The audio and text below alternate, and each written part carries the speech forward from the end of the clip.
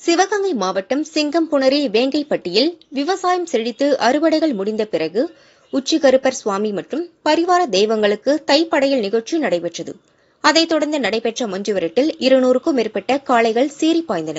மதுரை, திண்டுக்கல், திருச்சி, சிவகங்கை மற்றும் புதுக்கோட்டையில் இருந்து வந்த ஜல்லிக்கட்டு காளைகள் கட்டு மாடுகளாக வயல்வெளியில் அவிழ்த்து விடப்பட்டன. மாடுபிடி வீரர்கள் காளைகளை போட்டி போட்டு அடக்கினர். சிறந்த காளைகளுக்கும் மாடுபிடி வீரர்களுக்கும் அண்டா, பீரோ, கட்டில் உள்ளிட்ட பரிசுகள் வழங்கப்பட்டன. மஞ்சுவிரட்டு போட்டியை ஆயிரக்கணக்கானோர் கண்டு ரசித்தனர்.